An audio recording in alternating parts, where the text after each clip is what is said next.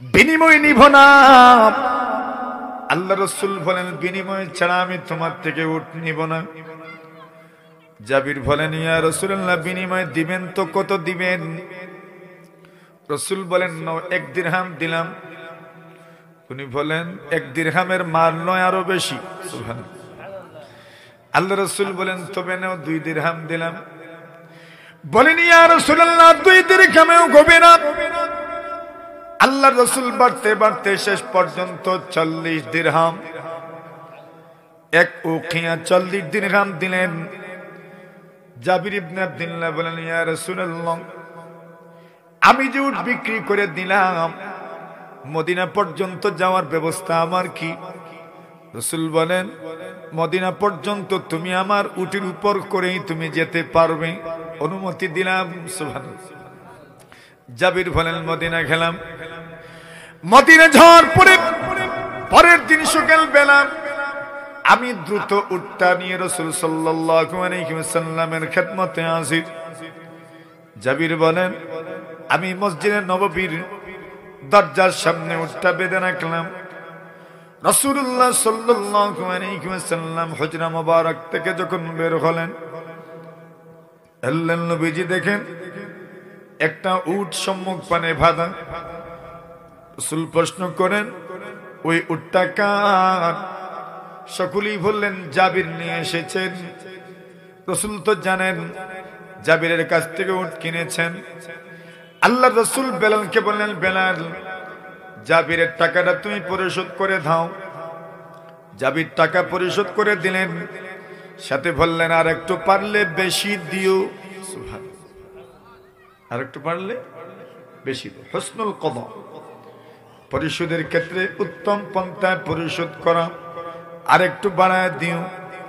বেলাল একটু বাড়ায় দিলেন।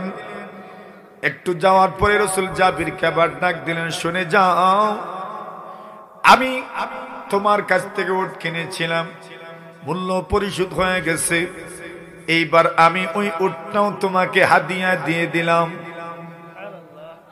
আরো জোরে, আরো জোরে।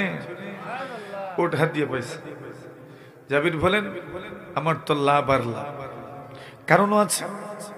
জাবির ইবনে আব্দুল্লাহ রাদিয়াল্লাহু তাআলা আনহু বলেন একদিন রাসূলুল্লাহ সাল্লাল্লাহু আলাইহি ওয়াসাল্লাম তাকা দেখেন আমার মুখটা ছোট হয়ে গেছে, মানে আমি বড় পেরেশান, আমি বড় মনক্ষুণ্ণ, আমার মনটা ভালো নয়। আল্লাহর নবী বলেন জাবির কি হয়ে গেল, তোমার মন কেন ভালো নয়? আমি বললাম ইয়া রাসূলুল্লাহ আমার আব্বা জান উহুদের যুদ্ধে মারা গেছেন। ওয়া তারাকা দাইনান, অনেক ঋণের বোঝা রেখে গেছেন। আমার 9 জন বোন আছে, 3 জনের বিয়ে হয়ে গেছে, প্রায় 6 জন আরো বিয়ের বাকি। বড় পেরেশানির মধ্যে আছি। বাবার ঋণ কেমনে পরিশোধ করব? বোনদের বিয়ের ব্যবস্থা কেমনে করব? পেরেশানির শেষ নাই। এই দুনিয়াতে কত যুবক কেমন আছে বাবার করে জমা ঋণ পরিশোধ করতে করতে জীবনটা চলে যায়। কত মানুষ মনে মনে আশা থেকে দীর্ঘদিন বাঁচবেন, হঠাৎ করে মারা যান। সন্তানদের ভবিষ্যতের জন্য, সন্তানদের উন্নত একটা ভবিষ্যতের জন্য বাবাদের কত প্ল্যান প্রোগ্রাম থাকে, কিন্তু সকলের হায়াতে কুলায় না। আল্লাহর কত বান্দা বান্দি আগে দুনিয়া থেকে বিদায় হয়ে যান। এই দুনিয়ার কত মানুষ আছে বাবার ঋণ পরিশোধ করেন, বড় ভাগ্যবান একজন মানুষ। আল্লাহর নবীর সাহাবী বলেন ইয়া রাসূলুল্লাহ অনেক ঋণের বোঝা আমার মাথায়। আল্লাহ রাসূল বলেন জানোনি তোমার আব্বার কি মর্যাদা? জাবির বলেন ইয়া রাসূলুল্লাহ আমি তো জানি না। রাসূলুল্লাহ সাল্লাল্লাহু আলাইহি ওয়াসাল্লাম বলেন তোমার আব্বার যখন ইন্তেকাল হয়ে গেল, আল্লাহ পরওয়ারদিগারে আলম তোমার আব্বাকে জিজ্ঞাসা করেছেন তোমার মনের আর কোনো চাহিদা আছে কিনা বলো। জাবির ইবনে আব্দুল্লাহ বলেন আল্লাহ রাসূল আমাকে বলেন, তোমার আব্বা আব্দুল্লাহ আল্লাহ পাক রব্বুল আলামিনকে বলেছেন, আল্লাহ আমার মনে চায় আমি আবার জিন্দা হয়ে দুনিয়াতে যেতে চাই, আবার আপনার রাস্তায় শাহাদাত বরণ করতে চাই। জোরে বলে, আবার আমি জিন্দা করতে চাই, শহীদ করতে চাই। একবার নয়, দুইবার নয়, আমি বারবার শহীদ হতে চাই, আবার জিন্দা হতে চাই, আবার শহীদ হতে চাই। আল্লাহ বলেন, রে জাবিরের আব্বা আব্দুল্লাহ, একবার যখন মানুষের মৃত্যু হয়ে যায় আর দুনিয়াতে যাওয়ার কোনো সুযোগ নাই, তবে আসো আমি তোমাকে আমার রাস্তায় অনেকবার অসংখ্যবার শহীদ হওয়ার সওয়াব তোমার আমলনামায় দিলাম। নবীজি জাবিরের মনকে খুশি করার জন্য এইভাবে আব্বার ফজিলতের কথা বর্ণনা করলেন, যাতে করে জাবির মনে মনে ভাবেন না আমার আব্বা মনে কোনো অপরাধী। জাবির ইবনে আব্দুল্লাহ রাদিয়াল্লাহু তাআলা আনহু বলেন, আমার আব্বার যত ঋণ, আমার কয়েকটা বাগান আছে, বাগানে খেজুর গাছ আছে, আমার মনে মনে ধারণা খেজুর পেকে এসেছে, খেজুরগুলো বিক্রি করলে ঋণ পরিশোধ করব আস্তে আস্তে। জাবির ইবনে আব্দুল্লাহ বলেন, কিন্তু আমি তাকায় দেখি যে সময় খেজুর পাড়ার সময় এসেছি, সব পাওনা ধারণা আমার বাড়িতে এসে উপস্থিত। এখন তো পড়লাম বড় বিপাকে, কাকে দিব কাকে দিব না। একজনকে যদি দেই আরেকজনকে দেই না, তবে ঝগড়া লাগবে। আমি কাকে দিব আর কাকে দিব না কেমনে সিদ্ধান্ত নিব? সবাই তো বলবে আমারটা দেও, আমারটা দেও, আমারটা দেও। কিন্তু গাছে যে পরিমাণ খেজুর আছে, আমি অনুমান করেছি সবগুলো খেজুর যদি আমি পাওনা পরিশোধের জন্য দিয়ে দিই, এরপরেও পাওনা পরিশোধ হবে না। এখন দুজন মানুষ, আমি কাকে রেখে কাকে দিব? জাবির ইবনে আব্দুল্লাহ রাদিয়াল্লাহু তাআলা আনহু বলেন, আমি আস্তে আস্তে চুপি চুপি রাসূলুল্লাহ সাল্লাল্লাহু আলাইহি ওয়াসাল্লামের কাছে চলে গেলাম। ইয়া রাসূলুল্লাহ, ইয়া হাবিবাল্লাহ, আল্লাহর নবী গো, আপনি যদি একটু আসতেন আমার বাড়িতে। রাসূল জিজ্ঞাসা করেন, কেন, কি হয়েছে? জাবির বলেন, পাওনাদাররা পাওনা নেওয়ার জন্য আমার বাড়িতে আসে, বাগানে যে পরিমাণ খেজুর আছে সব দিয়ে দিলেও পাওনা পরিশোধ হবে না, এই জন্য বড় পেরেশানির মধ্যে আছি। কাকে রেখে কাকে দিব, কাটটা পুরা দিব আর কাটটা কম দিব, আমার তো কিছুই বুঝে আসে না। আমার সিদ্ধান্ত তো কেউ মানবে না, সবাই তো আমার কাছে পাওনা ধার, সবাই তো আমার কাছে পায়। আল্লাহ রাসূল সাল্লাল্লাহু আলাইহি ওয়াসাল্লাম বলেন, ঠিক আছে যাও, আমি আসছি। আল্লাহ রাসূল সাল্লাল্লাহু আলাইহি ওয়াসাল্লাম পরবর্তীতে আসলেন আর পরামর্শ দিলেন, বাগানের খেজুরগুলো পাড়াবা, পাড়ার পরে বিভিন্ন রকমের ফল, বিভিন্ন রকমের খেজুর এক একটা ঘিলা করে রাখবে, এক একটা স্তূপ করে রাখবা, টেক লাগায় রাখবা। আল্লাহর নবীর সাহাবী জাবির বলেন, আল্লাহর রাসূল সাল্লাল্লাহু আলাইহি ওয়াসাল্লাম কথা মতো আসলেন। আসার পরে একটা খেজুরের গিলার উপর, স্তূপের উপর, টেকের উপর পয়গম্বর বসে গেলেন। এবার বলেন, বিসমিল্লাহির রহমানির রহিম বলো, আর পাওনাদারদেরকে ডাকো, এদের পাওনা তুমি পরিশোধ করতে থাকো। জাবির ইবনে আব্দুল্লাহ বলেন, একজন একজন করে আমি সব পাওনাদারদেরকে ডাকলাম, আসেন আপনাদের পাওনা নিয়ে যান, আসেন আপনাদের ঋণ নিয়ে যান, আসেন আপনাদের পাওনা নিয়ে যান। জাবির ইবনে আব্দুল্লাহ বলেন, একটা গিলা খেজুর থেকে আমি সবার পাওনা পরিশোধ করেছি, আমার খেজুর শেষ হয় নাই। জোরে বরকত আসেনি? হ্যাঁ, এটা বরকত। আল্লাহর রাসূল সাল্লাল্লাহু আলাইহি ওয়াসাল্লাম বলেন, মানুষের মধ্যে বরকত তৈরি হয় কিভাবে? ইস্তেকামতের মাধ্যমে, ইস্তেকামত ফিদ দ্বীনের মাধ্যমে। দ্বীনের উপর যে যত বেশি অটল থাকবেন, অবিচল থাকবেন, আল্লাহ তাআলা তার সব কাজের মধ্যে এই পরিমাণ বরকত দান করবেন। আপনার জীবনে যত নিঃস্বার্থ আমল থাকবে, আল্লাহ পাক আপনার সময়ের মধ্যে বরকত দিবেন, আপনার ইলমের মধ্যে বরকত দিবেন, আপনার হায়াতের মধ্যে বরকত হবে, আপনার তনার মধ্যে বরকত হবে, আপনার আমলের মধ্যে বরকত হবে। কেন? আপনার জীবনে নিঃস্বার্থ আমল আছে। মানুষের জীবনে যদি নিঃস্বার্থ আমল থাকে, আল্লাহ পরবর্তীকারে আলম কঠিন কঠিন মুসিবত থেকে আল্লাহ মানুষকে উদ্ধার করেন। ওই আমলকে উসিলা করে যখন দোয়া করবেন, আল্লাহ পাক আপনাকে উদ্ধার করে দিবেন। আব্দুল্লাহ ইবনে ওমর রাদিয়াল্লাহু তাআলা আনহুমা বলেন, নবী আলাইহিস সালাতু ওয়াস সালাম বলেন, বাইনামা সালাসাতু নাফার, তিনজন মানুষ রাস্তা দিয়ে যাচ্ছিলেন, যাওয়ার সময় হঠাৎ করে যখন বৃষ্টি চলে আসলো, রাসূলুল্লাহ সাল্লাল্লাহু আলাইহি ওয়াসাল্লাম বলেন, তিনজন চিন্তায় পড়ে গেলেন, বৃষ্টি থেকে কেমনে বাঁচবো। রাসূলুল্লাহ সাল্লাল্লাহু আলাইহি ওয়াসাল্লাম বলেন, বৃষ্টি থেকে বাঁচার জন্য আমরা ওই তিনজন গর্তের মধ্যে, গুহার মধ্যে আত্মগোপন করলেন। যেই মাত্র গুহার ভিতরে আত্মগোপন করেছেন, রাসূলুল্লাহ সাল্লাল্লাহু আলাইহি ওয়াসাল্লাম বলেন, এমনিতেই গুহার মুখটা বন্ধ হয়ে গেল। ফানহাত্তাত সাখরাতুম মিনাল জাবাল, পাহাড়ের পাদদেশে ছিল গুহাটা।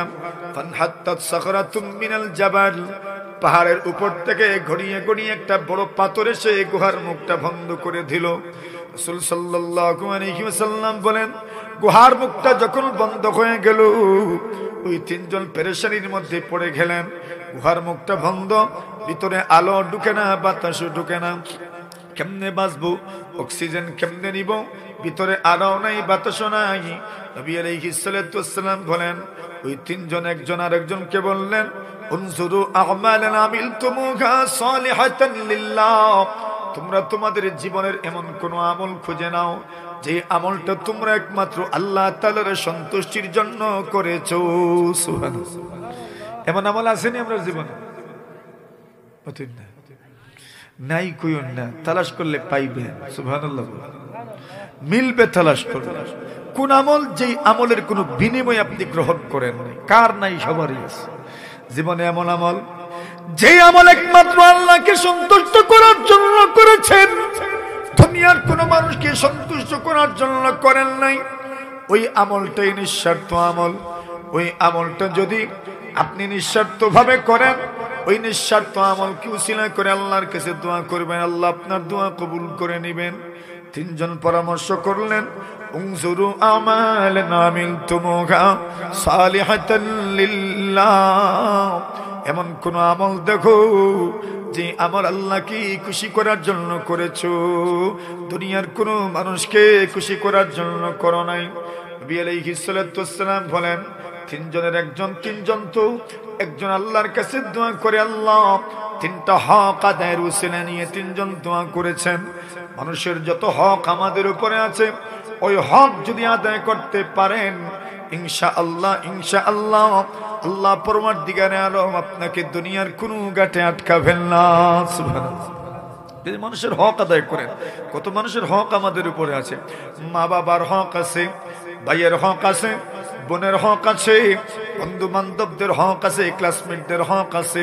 সবার হক যদি আপনি আদায় করেন, দুনিয়ার যে কোনো মানুষ আপনার সঙ্গে রক্ত সম্পর্কীয়, যদি আপনার সঙ্গে তার কোন ধরনের সম্পর্ক থাকে আর হক থাকে, ওইটা আপনি পরিশোধ করে আপনি আল্লাহর ওলি হয়ে যাবেন। সুবহানাল্লাহ। জোরে বলেন। কেমনে আল্লাহর ওলি হবেন? শুধু তাসবির মাধ্যমে ওলি হইতে পারবেন না। ওলি হতে হলে নিজের উপর অর্পিত দায়িত্বের ব্যাপারে সচেতন থাকতে হবে, ঠিক না বেটি? নবী আলাইহিস সালাতু ওয়াস সালাম বলেন, একজন দোয়া করেন, আল্লাহুম্মা ইন্নাহু কানা লি আবাওয়ানি শাইখানি কাবীরান। একজন দোয়া করে, আল্লাহ আমার মাও ছিলেন, আমার বাবাও ছিলেন, দুজন বৃদ্ধ ছিলেন, বৃদ্ধ মা বাবা, এদের খেদমত করতে পারাটা সমস্ত দুনিয়ার ছেলে মেয়েদের জন্য সবচেয়ে বড় সৌভাগ্য, ঠিক কিনা? আল্লাহর নবীর সাহাবীরা বলেন, এই তিনজন আল্লাহর কাছে দোয়া করেছেন, আল্লাহ ইন্নাহু কানা লি আবাওয়ানি শাইখানি কাবীরান। একজন বলেন, আল্লাহ আমার মা বাবা দুজন বৃদ্ধ, আমার স্ত্রীও আছেন, আমার ছোট্ট ছোট্ট ছেলে মেয়েরাও আছে, বলি সিবিয়াতুন সিগার, আমার ছোট্ট ছোট্ট ছেলে মেয়েরাও আছে, আমার স্ত্রীও আছেন, ও ইমরাআতি ও সিবিয়াতুন সিগার, আমার মা বৃদ্ধ, বাবা বৃদ্ধ, আমার স্ত্রীও আছেন, আমার সন্তানাদিও আছে। এই দুনিয়াতে কত মানুষ মা বাবার খেদমত করতে পারে না, শুধু স্ত্রীদের প্ররোচনার কারণে। এরা আলাদা করে দেওয়ার জন্য উদ্বুদ্ধ করে আল্লাহর বান্দা বলেন, ইন্নাহু কানা লি আবাওয়ানি শাইখানি কাবীরান, আমার মা বাবা দুজন বৃদ্ধ, ওলি সিবিয়াতুন সিগার, আমার ছোট্ট ছোট্ট ছেলে মেয়েরাও আছে।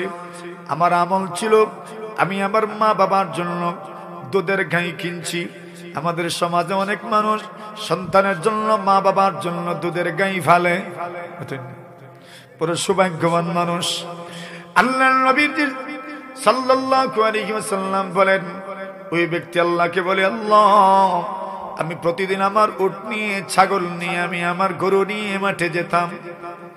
ছাগলের দুধ যেটা আছে ওই দুধের মধ্যে বরকত আছে। ওই দুধ যেমন তৃষ্ণা নিবারণ হয়, ওই দুধের মধ্যে পেটের ভুকও দূর হয়। সুবহানাল্লাহ। বকরির দুধ এত উপকারী দুধ, বকরির দুধ। নবী আলাইহিস সালাতু ওয়াসসালাম বলেন, লোকটা বলেন, আল্লাহ আমার ছাগল গরু উট নিয়ে মাঠে যায়, ওগুলোকে পেট ভরাই ঘাস খাওয়াই, এরপরে আমি বাড়িতে নিয়ে আসি। আসার পরে দুধ দহন করি, দুধ খেরাই, সর্বপ্রথম মা বাবা দুজনকে পান করাই বরকতের জন্য। এরপরে সন্তানদেরকে দেই, এরপরে স্ত্রীকে দেই, এর আগে আমি আর কাউকে দেই না। আল্লাহ তাআলা একদিন আমি সন্ধ্যাবেলা ফিরতে দেরি করলাম, আইসা দেখি আমার মা বাবা দুজন ঘুমিয়ে আছেন, দুজন ঘুমায় গেছেন। সবে মাত্র ঘুমাইছেন, কেমনে জাগাই? সবে মাত্র ঘুমাইছেন, জাগানো উচিত হবে না। আল্লাহর নবীর উম্মত বলেন, এবার রাসূল সাল্লাল্লাহু আলাইহি ওয়াসাল্লাম বলেন, ওই লোকটা আল্লাহর কাছে বলেন, আল্লাহ আমি আমার মা বাবাকে ঘুম থেকে জাগ্রত করলাম না, আমি দুধের বাটি হাতে নিয়ে মা বাবার শিহরণে দাঁড়ায় রইলাম। ফজরের সময় সকালবেলা মা বাবা দুজন যখন ঘুম থেকে জাগ্রত হলেন, জাগ্রত হওয়ার পরে তাকায় দেখেন আরে কলিজার টুকরা সন্তান আদরের দোলাল দুধের বাটি হাতে নিয়ে মাতার সামনে দাঁড়ায় আছে। মা বাবা মন ভরে দোয়া দিলেন। এইবার ওই যুবক বলে, আল্লাহ আপনি তো আমার আমল দেখেছেন, আল্লাহুম্মা ইন্নাকা তা'লামু আন্নী ফাআলতু যালিকা ইবতিগাআ মারদাতিক। আল্লাহ আপনি তো জানেন আমি যে আমলটা করেছি একমাত্র আপনাকে খুশি করার জন্য করেছি, দুনিয়ার অন্য কোনো মানুষকে খুশি করার জন্য নয়। আমি জানি তো মা বাবা খুশি হলে কে খুশি হন? জোরে বলেন, জোরে জোরে জোরে। মা বাবা খুশি হলে কে খুশি? আল্লাহ খুশি। আমি জানি আল্লাহ খুশি হবেন। ওই আমলের মধ্যে লোক দেখানোর কোনো মনোভাব ছিল না, মানুষ শুনলে বাবা দিবে এমন কোনো মনোভাব ছিল না, রিয়াও ছিল না, সোমাও ছিল না। শুধু উদ্দেশ্য ছিল আপনাকে খুশি করার। আয় রব্বে করিম আল্লাহ আপনি তো জানেন শুধু আপনাকে খুশি করার জন্যই আমি করেছি। আয় রব্বে করিম আপনি যদি মনে করেন ওই আমল শুধু আপনাকে খুশি করার জন্য করেছি, ওই আমলটা যদি আপনার দরবারে কবুল হয়ে থাকে, ওই আমল কি উসিলা নিয়ে আমি আপনার কাছে দোয়া করছি, আল্লাহ আজকের এই মুসিবত থেকে আপনি আমাদেরকে উদ্ধার করেন। ফাফরুজান্না ফুরজাতান নারা মিনহাস সামা। আল্লাহ মেহেরবানি করে গুহার মুখ থেকে পাথরটা একটু সরায় দাও, যেন আসমানটা আমি দেখতে পারি, আমরা দেখতে পারি। নারা মিনহাস সামা। আল্লাহ পাক ওই আমলটা কত গুরুত্বের সাথে কবুল করেছেন। ওই লোকটা মা বাবার খেদমতের উসিলা নিয়ে দোয়া করেছে, সাথে সাথে আল্লাহ পরমার্দিগারে আলম গর্তের মুখ থেকে পাথরটা 3 ভাগের 1 ভাগ সরায়া দিছেন। কোন আমলের উসিলা? মাশাআল্লাহ, মা বাবার খেদমতের উসিলা। 2 নম্বর জন দোয়া করে আল্লাহ, আল্লাহুম্মা ইন্নাহু কানাত লি বিনতু আম্মিন উহিব্বুহা কাশাদ্দি মা ইউহিব্বুর রিজালুন নিসা। 2 নম্বর জন দোয়া করে। এরা কয়জন মোট? 3 জন। একজনের দোয়া গেল। 2 নম্বর জন দোয়া করে আল্লাহ ইন্নাহু কানাত লি বিনতু আম্মিন ইবনাতু আম্মিন, আমার এক চাচাতো বোন ছিল, উহিব্বুহা কাশাদ্দি মা ইউহিব্বুর রিজালুন নিসা, আমি আমার চাচাতো বোনকে বড় মহব্বত করতাম। কাশাদ্দি মা ইউহিব্বুর রিজালুন নিসা, যেমন ভাবে পুরুষ স্ত্রীদেরকে মেয়েদেরকে পছন্দ করে ভালোবাসে। আয় আল্লাহ তাআলা এটা তো বিবাহ বহির্ভূত অবৈধ সম্পর্ক ছিল। আমি যে কোনো কিছুর বিনিময়ে খুব একান্তভাবে তাকে আমি আমার কাছে পেতে চেয়েছিলাম, কিন্তু সে অস্বীকৃতি জানালো, বায়না ধরলো, হাত্তা আতিয়াহা বিমিআতি দিনার, 100 দিনার যদি না দেই সে আমার মনোকামনা কখনোই পূরণ করবে না। রব্বে করিম আল্লাহ, আমি কষ্ট করে 1000 দিনার 100 দিনার সঞ্চয় করলাম। 100 দিনারের ব্যবস্থা করে আমি যখন আমার চাচাতো বোনের হাওয়ালা করলাম, সুপর্দ করলাম। আল্লাহর বান্দা বলেন, আল্লাহ, যখন আমি সিদ্ধান্ত নিলাম তার সঙ্গে ব্যভিচারের মধ্যে আমি জড়িত হব, ব্যভিচারিতে লিপ্ত হয়ে যাব, ওই সময় আল্লাহর বান্দি জবান থেকে একটা কথা বের করলো, ইয়া আবাদাল্লাহ ইত্তাকিল্লাহ ওয়ালা তাফতাহিল খাতামা ইল্লা বিহাক্কিহি। আল্লাহর বান্দি বলে, আল্লাহ, আরে ও গোলাম, আল্লাহর গোলাম, ইয়া আবাদাল্লাহ ইত্তাকিল্লাহ, তুমি আল্লাহকে ভয় করো, ওয়ালা তাফতাহিল খাতামা ইল্লা বিহাক্কিহি, মোহর পরিশোধ না করে তুমি আমার কুমারিত্ব নষ্ট করিও না, মোহর পরিশোধ না করে তুমি আমার সতীত্ব নষ্ট করিও না। জি মাত্র ওই মেয়েটি কথা বলেছে, বলা যায় না, বলা যায় না। আল্লাহ পাক রব্বুল আলামিন কার কথার মাধ্যমে কার হিদায়াত দিয়ে দেন, কার কথা কার দিলে আসর করে কেউ বলতে পারেন না। এই দুনিয়ার জমিনে কত মানুষ আছেন, যে মানুষগুলোর মাধ্যমে আল্লাহ পাক কত মানুষকে হিদায়াত দিয়েছেন। কত মানুষ আছেন তার প্রফেশন ভালো নয়, তার পেশাও ভালো নয়, খুব উন্নত মানের পেশা তার নাই, কিন্তু তার কথার মধ্যে আসর আছে, তার কথার মধ্যে আসর আছে। বড় সুন্দর করে কথা বলতে পারেন, মানুষকে বড় সুন্দর করে বুঝাইতে পারেন, মানুষের দিলে আসর করার মতো কথা বলতে পারেন। ওই মানুষ আল্লাহ তাআলার পক্ষ থেকে মুওয়াফফাক মিনাল্লাহ, আল্লাহর পক্ষ থেকে তৌফিক প্রাপ্ত, আল্লাহ তাকে তৌফিক দেন, আল্লাহ তাকে যোগ্যতা দেন, সে অনেক সুন্দরভাবে মানুষকে বুঝাইতে পারে, উপস্থাপন করতে পারেন। আল্লাহর বান্দি বলেন, ইয়া আবাদাল্লাহ, হে আল্লাহর গোলাম, ইত্তাকিল্লাহ, তুমি আল্লাহকে ভয় করো, ওয়ালা তাফতাহিল খাতামা ইল্লা বিহাক্কিহি, তুমি আল্লাহর অনুমতি ছাড়া, তুমি কোন ধরনের মোহর পরিশোধ করা ছাড়া তুমি আমার কুমারিত্ব সতীত্ব নষ্ট করিও না। আল্লাহর বান্দা যুবক বলে, আল্লাহ, যেই সময় আমার বোন আমাকে এমন ভাবে কথা বলেছে, সম্বোধন করেছে, আমি তার সঙ্গে আর কোনো খারাপ কাজে লিপ্ত হইলাম না। রব্বে করিম আল্লাহ, ওই সময় তো দুনিয়ার আর কোনো মানুষও ছিল না। আমি ইতিপূর্বে ঘটনা কোনো মানুষের সামনে বর্ণনাও করি নাই, কোনো মানুষকেও আমি বলি নাই। কেন? আমি ওই দিন শুধু আপনাকে ভয় করেই আমি খারাপ কাজটা পরিত্যাগ করেছিলাম, আপনাকে ভয় করেছি, এই জন্য আমি ওই কাজে অংশগ্রহণ করি নাই, এই জন্য আমি ওই কাজটা করি নাই, শুধু আপনাকে ভয় করেছি। তার কথার মাধ্যমে আমার অন্তরে বড় আঘাত করেছে, এই জন্য আমি ওই গুনাহ থেকে বেঁচে গিয়েছি। আর রব্বে করিম আল্লাহ, ওই দিনের আমলটা যদি আপনার দরবারে গৃহীত হয়, ওই দিনের আমলটা যদি আপনার দরবারে কবুল হয়, ওই দিনের আমলটা যদি আপনার দরবারে মকবুল হয়, তাহলে কায়মানুবাক্যে আপনার কাছে দোয়া করি, আজকের এই মুসিবত থেকে আপনি আমাদেরকে উদ্ধার করেন। ওই লোকটা দোয়া করেছেন, সঙ্গে সঙ্গে আল্লাহ পরমার্থিকারে আলম গুহার মুখ থেকে পাথর 3 ভাগের আরো 1 ভাগ 2 ভাগ সরায়া দিলেন। জোরে বলেন নিঃশর্ত। 3 নম্বর জন আবার দোয়া করে, আল্লাহ, আল্লাহুম্মা ইন্নী আস্তাজিরু রাজুলাম, আমি একজন মানুষকে আমার ঘরে কাজে রেখেছিলাম, আমার ঘরে মজদুর ছিল, শ্রমিক ছিল, ওই লোকটা আমার ঘরে কাজ করত, ওই লোকটা আমার ঘরে শ্রমিক ছিল।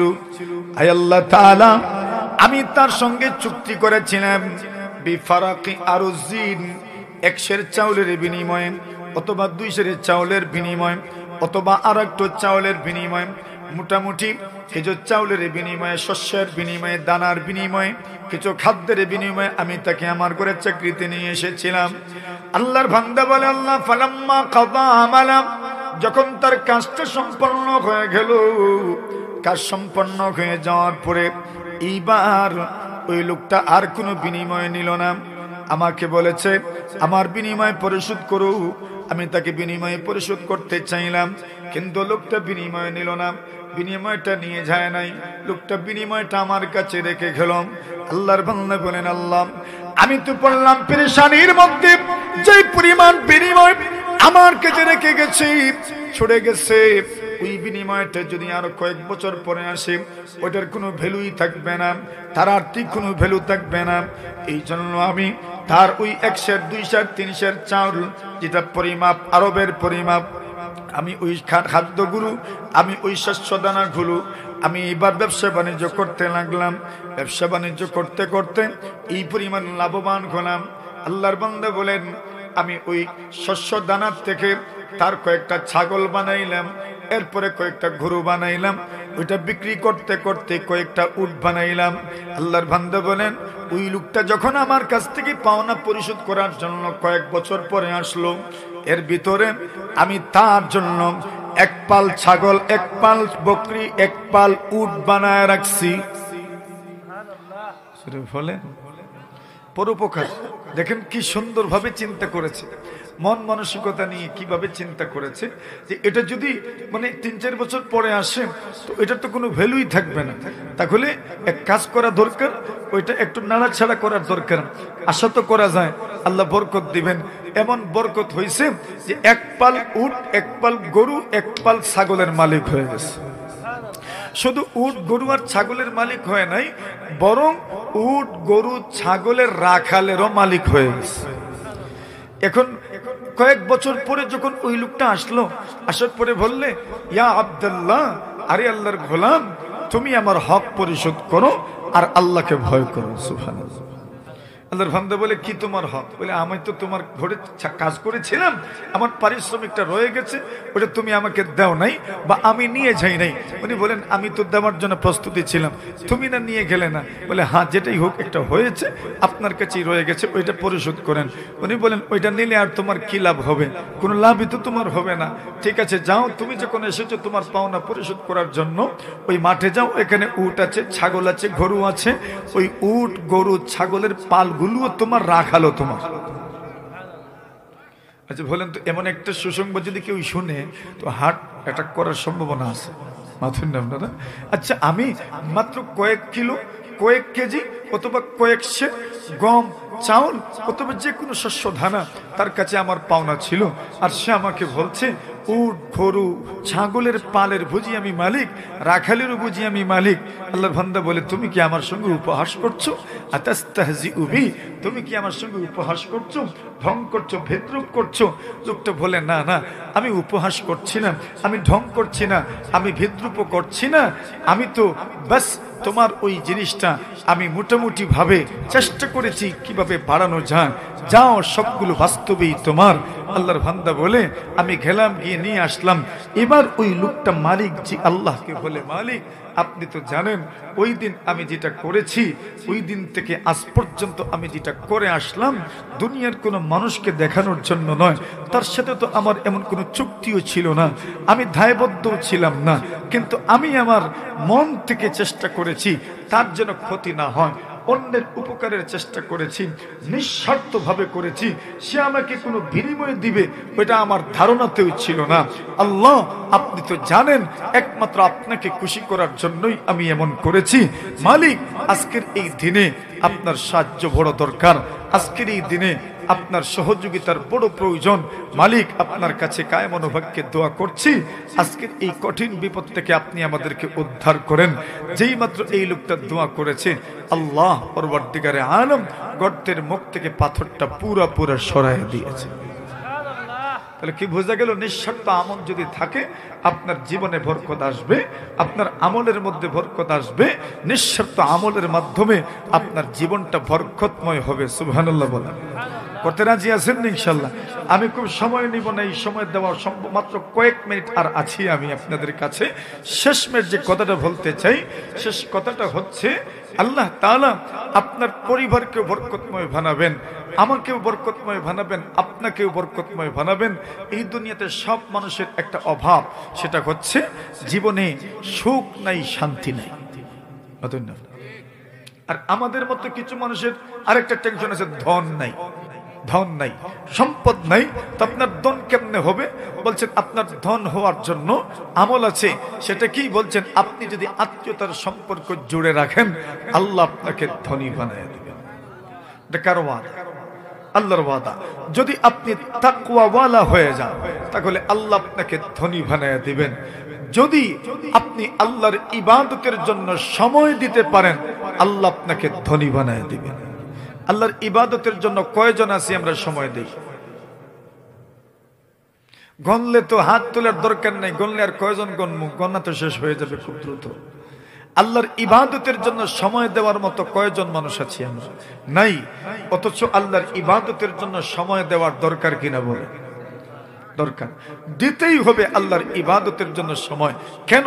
এটা আমার লাভের জন্য, আমার ফায়দার জন্য। কেউ যদি আল্লাহর ইবাদতের জন্য সময় দেয় আল্লাহ তাআলা তাকে ধনী বানায় দিবেন। তো এর মাধ্যমে আপনার জীবনে বরকত হবে। আপনার জীবনে বরকত কেমনে হবে? আপনার জীবনে বরকত হবে যদি আপনি বাচ্চাদের মতো গুণে গুণান্বিত হইতে পারেন। সুবহানাল্লাহ। ছোট ছোট যারা আছে এদের গুণে যদি আপনি আমি গুণান্বিত হতে পারি। ছোটদের গুণ কি?